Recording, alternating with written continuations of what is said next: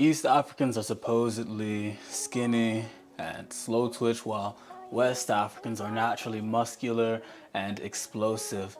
But does the science actually support that? Many of these comparisons place elite West African athletes and bodybuilders besides completely average East Africans. And in this video, I'm basically going to discuss or correct the false comparisons and examine the narrative about East African athletic potential and how it's very misleading.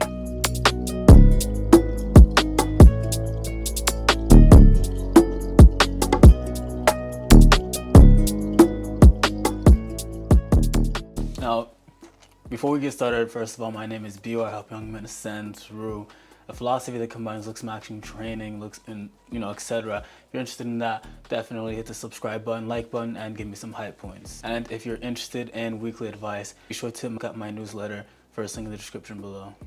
But yeah, I mean, this is something that I've kind of seen online, and honestly, every single year I have like at least one rants video where I kind of talk about this, because the content that I see online, I'm always just seeing something that just honestly pisses me off. It's honestly just like, you're gonna, they take like a completely average East African or the extreme. I mean, I did it too, right?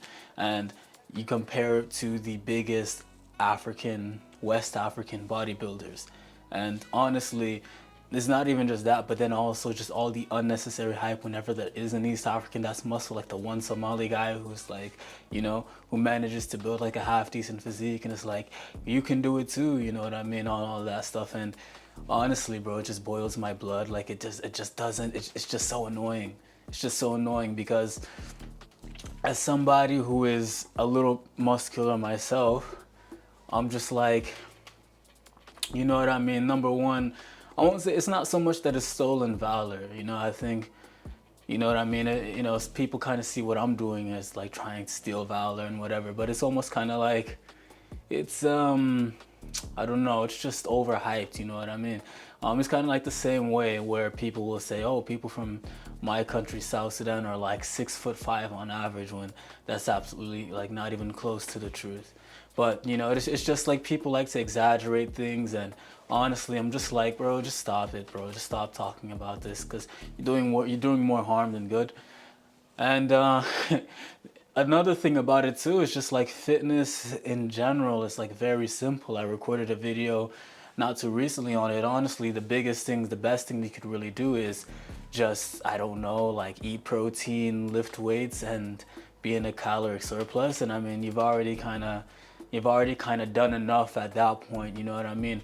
And you just get like a bunch of like retarded theories. I seen somebody like, and this is obviously not an attack to the person, but I seen somebody kind of talk about, well, East Africans eat a more like meat and milk diet. They're more pastoral, so they're generally kind of skinny but taller. And then, West Africans have a more starchy diet, and therefore, they have like better muscle through their faster genetics. It absolutely doesn't make sense, because the type of person who's eating animal protein, you usually would expect to have more, like animal protein, literally. If the people who eat more protein should be the people who have more muscle, logically speaking, right? So it honestly just doesn't even make sense.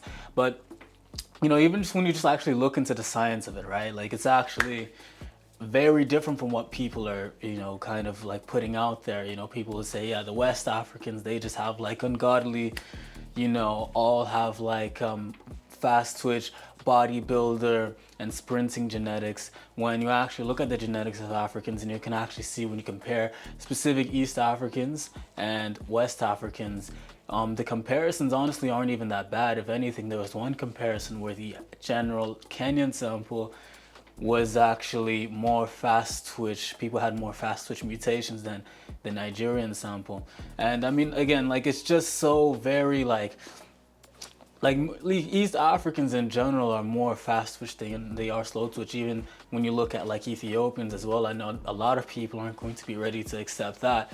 But I mean, when you actually just look at the genetics and the research and the science and blah, blah, blah, blah, blah, you know what I mean? It's a completely different story. Now, obviously, there are different things that, kind of play a role in how big you're going to be, what your muscle phenotype of a different, population is going to look like. But to kind of boil it down to fast versus slow twitch, I mean, it's very, I'd say very disingenuous, you know what I mean? Because number one, most people don't even know what they're talking about. But then number two, you know what I mean? It's just a lot of people just get it wrong, you know? So you got that other thing too, as well as, you know, there's the other thing too with like eating like a milk and meat diet, which is kind of like the Chad diet, you know. If you look in like Europe, for example, the Yamnaya, the Germanic cultures, whatever, who had a much more pastoral diet, were stronger and buffer than the farmers. So, you know, and even when you look at the comparisons, I mean, there's one comparison I wanted to make. I was looking at people from my tribe again, where animal food consumption was pretty common, versus like some Nigerian guys who were Igbos, and they were kind of seen as like being really tough, or really buff, I should say. And I mean, the thing is, you know, how tall you are, because East Africans generally are taller than the West Africans. Obviously, you have your exceptions, right? But just generally speaking, it's weighed like five, you know, just as tall, but just as buff sometimes, you know. So obviously you have people who are very skinny at the same time. So it kind of just, you know, kind of varies from person to person. But our genetics are the same. One group has a better diet, but one group also has much more body, much more limb length to kind of, you know, have that muscle spread around. So, you know, your body, you know, with the different body types, mesomorph, ectomorph, you know, a lot of the times I've heard that. And basically it's just like how skinny you are, how muscular you are, and how fat you are, basically, you know, and it kind of breaks into body types. But you know, for like a lot of Africans, we're not really like that different in kind of like our bone density. We all kind of have like a similar-ish kind of type. The real difference really is just with like East Africans, you know, we're just kind of longer, you know what I mean? And so that kind of also plays a role in the way that your muscle is going to look, you know what I mean, and things like that. But, you know, at the very least, it's not just about fast versus slow twitch muscles. I think a lot of people need to kind of get that out of their mind.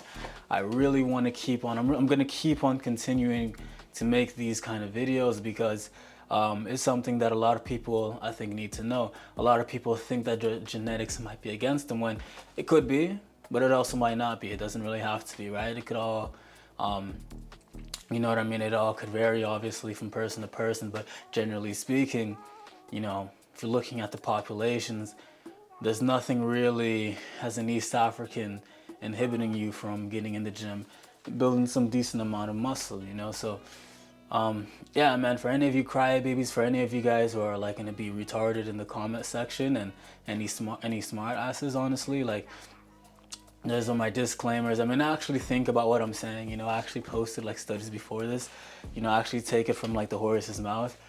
It's not what you think it is, man. So with that being said, talk to you guys later.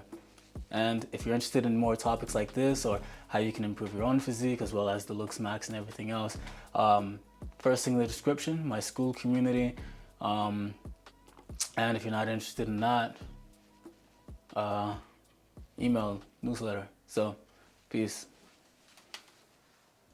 If you've been watching my videos and you actually want to apply the things that I've talked about, join my ascendancy school. And a big reason why is because I had a good physique. I had an aesthetic physique, more importantly. Now, obviously that isn't the only thing, you know, things like look and things of that nature are important as well. Building an aesthetic physique nonetheless does get you more on point. And that's what I'm gonna help you guys do in there. And there you'll get all of my frameworks when it comes to things like me explaining the diet and the workout training routine that I took to get me where I am today over the past 3 years of me lifting.